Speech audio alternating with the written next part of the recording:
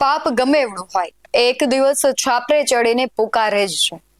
જે પત્ની સાથે 7 જન્મ સુધી જીવવા મરવાના વચનો આપ્યા હોય, એ જ પત્ની પોતાના અંધ પ્રેમ અને લવ વિથ ચીટના ચક્કરમાં પોતાના પતિને મોતના મુખમાં ધકેલી દે. અને આનાથી મોટો કળિયુગ તો બીજો હોય પણ શું શકે. નમસ્કાર, ગુજરાત BS9 TV ન્યૂઝમાં આપની સાથે હું છું ભગવતી વિશાવડિયા. ફિલ્મ દ્રશ્યમમાં જેમ ગુનો છુપાવવા માટે જે રીતે કાવતરા ઘડવામાં આવ્યા હતા, સેમ એવો જ હત્યાકાંડ જામનગરમાં થયો છે. પતિ ગાયબ છે. 2 વર્ષ સુધી પરિવારને જિંદગીનું સૌથી મોટું જૂઠ પીરસવામાં આવે છે કે તે તો ઓસ્ટ્રેલિયામાં સેટ થઈ ગયું છે. પણ જ્યારે એ જૂઠનો મુખવટો ઉતરે છે, ત્યારે જે સત્ય બહાર આવે છે તે આખા ગુજરાતને ધ્રુજાવે છે. કહેવાય છે ને કે સત્ય ક્યારેય છુપું રહેતું નથી. જામનગરના પંચબી પોલીસ સ્ટેશનમાં જ્યારે મૃતક જિગ્નેશ માવદિયાના ભાઈ અશોક માવદિયાએ એક શંકાસ્પદ અરજી દાખલ કરી, ત્યારે જ કાયદાની નજર આ કેસ પર પડી. જિગ્નેશ છેલ્લા 2 વર્ષથી ગુમ હતો, પણ પત્ની પૃથ્વી અને પરિવાર વચ્ચે સતત એ જ નાટક ચાલતું હતું કે જિગ્નેશ ઓસ્ટ્રેલિયામાં ખુશ છે અને ત્યાં સ્થાયી થઈ ગયો છે. પરંતુ પાપનો ઘડો એક દિવસ ભરાય જ. મામલો ત્યારે વળાંકમાં આવ્યો જ્યારે પરિવારનું એક સભ્ય ઓસ્ટ્રેલિયા જવાની તૈયારી કરે છે અને જિગ્નેશનું સરનામું તથા ફોન નંબર માંગે છે. બસ પત્ની પૃથ્વીના જૂઠના પાયા અહીંથી હચમચી ગયા. બહાના ખૂટી પડ્યા અને પોલીસના સકંજામાં ભાંગી પડેલી પત્નીએ આખરે કબૂલી લીધું કે પોતાના જ પતિની ખોફનાક હત્યા તેણે કરી છે. પોલીસની કડક પૂછપરછમાં જે પર્દાફાશ થયો છે તે સાંભળીને અનુભવી અધિકારીઓ પણ ચોંકી ગયા હતા.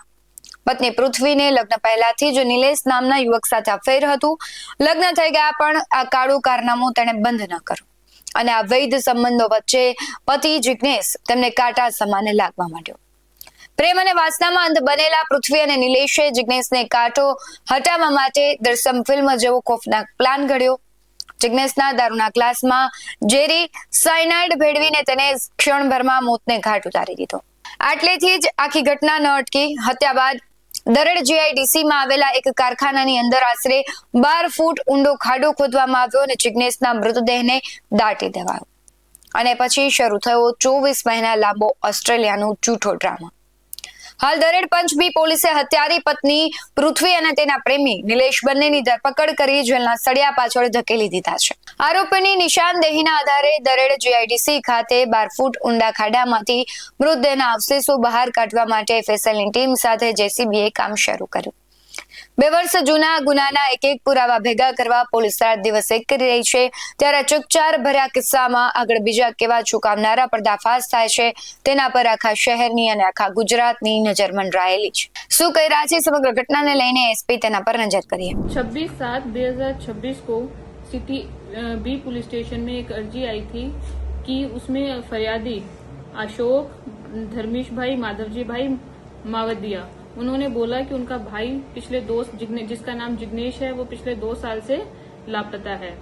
उसकी पत्नी से पूछने पे उसकी पत्नी कहती थी कि वो ऑस्ट्रेलिया गया है, और जब उसका परिवार उसका संपर्क कांटेक्ट नंबर मांगता था तो उसकी पत्नी ने कहा कि उसका ऑस्ट्रेलिया में वो जिस कंपनी में काम करता है वहाँ फोन पर बात करना अलाउ नहीं करते. तो 2 साल उसका उसके परिवार के साथ कोई संपर्क नहीं हो पाया. उसका परिवार का उसके काका का बेटा ऑस्ट्रेलिया जा रहा था, तो उन्होंने उसकी वाइफ से वापस पूछा कि हमें हमारे भाई का नंबर दो, मैं वहां जा रहा हूं, मैं उनसे मिलना चाहता हूं. तब उसकी वाइफ ने उन्हें बताया, पुलिस की जब धमकी दी गई तो उसकी वाइफ ने बताया कि उसको तो हमने 2 साल पहले मार दिया है. इस बात की फरियाद उन्होंने सिटी बी पुलिस स्टेशन में 26/7/2026 को गुम दाखिल करवाई. उसमें उन्होंने बोला कि उन्हें डाउट है कि उनके भाई को उसकी वाइफ ने अपने प्रेमी के साथ मिलके मार दिया है. जब इसकी आगे सिटी बी पुलिस स्टेशन ने तपास की, उसमें उन्हें पता चला जो विक्टिम है जिग्नेश, उसकी बीवी पृथ्वी ने अपने प्रेमी निलेश के साथ मिलकर उसकी दारू में साइनाइड मिलाकर उसका मर्डर कर दिया और उसकी लाश दरेड़ के कारखाने के अंदर गाड़ दी. और अभी इसका आगे की वहाँ खोदकाम चालू है. आगे की जो भी अपडेट होती है हम आपको देंगे. मैडम, ये किस तरह से कितने साल से प्रेम संबंध था और मालूम कैसे पड़ा कि दादा उसके साथ में कोई हत्या करने में शामिल है कि क्या? इसका पहले अभी इसका जो प्रेमी है उसका उससे शादी से पहले भी संबंध था. शादी से पहले संबंध था, फिर शादी के टाइम और उसके कुछ समय तक संबंध नहीं रहा। फिर शादी के कुछ समय बाद वापस अपने पुराने प्रेमी के साथ प्रेम संबंध शुरू हो गया था। उसकी फैमिली डिटेल क्या, बैकग्राउंड क्या है, फैमिली में कौन कौन है, कौन कौन नहीं है? अभी उसकी फैमिली में उसके भाई हैं जो हमें यहाँ फरियाद देने आए हैं।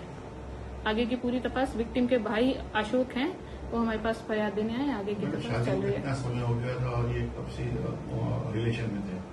इनकी शादी को अप्रोक्सीमेटली 5-6 साल हो गए थे और ये इसकी वाइफ पृथ्वी वो अपनी शादी से पहले से ही अपने प्रेम जो नीलेश है उसके साथ प्रेम संबंध में थी।